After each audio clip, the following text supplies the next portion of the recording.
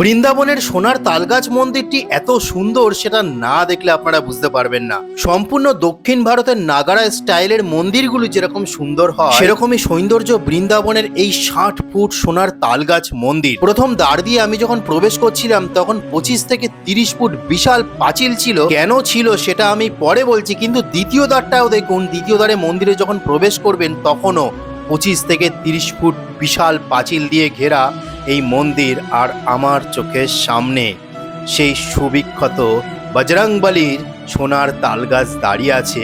এখানে দুটি তালগাছ ছিল সোনার, একটি ইংরেজরা চুরি করে নিয়েছে। যেটি ইংরেজরা চুরি করেছে সেটি ছিল গরুড় সোনার তালগাছ, কিন্তু এখনো পর্যন্ত জয় বজরংবলীর নামে বিশাল 60 ফুট লম্বা সোনার তালগাছ আপনারা দেখতে পাচ্ছেন। এবং এটি বৃন্দাবনের সবচেয়ে বিখ্যাত জায়গা। আমি আরও কাছ থেকে আপনাদের দেখিয়ে দিই। দেখুন সেই সোনার তালগাছ, এটি সম্পূর্ণ 60 ফুট। এবং এটা জানলে আপনারা অবাক হয়ে যাবেন, দাপর যুগে এখানে সত্যি তালগাছ ছিল, বড় বড় তালগাছ ছিল। এখান থেকেই আমাদের ভগবান শ্রীকৃষ্ণ যখন কোনো কর্মের সিদ্ধান্ত নিতেন তখন তাদের সখাদের নিয়ে, সখীদেরকে নিয়ে দাপর যুগে এই স্থান থেকেই তিনি সিদ্ধান্ত নিতেন। এবং আমার পাশের যে তালগাছটি দেখছেন সেটা ইংরেজরা চুরি করে নিয়ে গেছে। তো এইবার আমি একটু মন্দিরটা ঘুরে দেখাবো, কিন্তু আমি প্রথমে বলেছিলাম যে এত বড় বড় প্রাচীর কেন। এই মন্দিরটি মোগল আমলে তৈরি করা হয়েছিল এবং আপনারা জানেন যে মোগল আমলে আমাদের মন্দিরগুলিতে কিভাবে আক্রমণ করা হয়েছিল।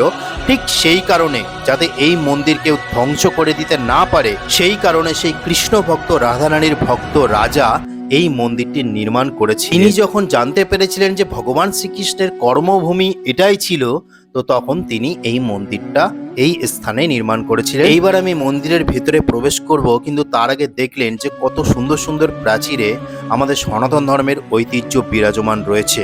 এরকম অনেক প্রাচীর আছে যেটা আপনারা পরিষ্কার দেখতে পাচ্ছেন। আমাদের যে দশম অবতার আছে তার চিত্রকলা এখানে ফুটিয়ে রাখা হয়েছে। এবার আপনাদের মন্দিরের শ্রী বিগ্রহ দর্শন করাবো, সেটা আপনারা দেখুন। সম্পূর্ণ দক্ষিণ ভারতের তিরুপতি বালাজি মন্দিরে যেখানে ভগবান বিষ্ণু বিরাজমান আছে, ঠিক তেমনি এখানেও চতুর্ভুজ রূপে ভগবান শ্রীকৃষ্ণ বিরাজমান আছে। সেটা আপনারা এই দর্শন করুন। এবং এখানেই কিন্তু ভগবান শ্রীকৃষ্ণের কর্মভূমি ছিল সেই শৈশবে আমাদের কানহার।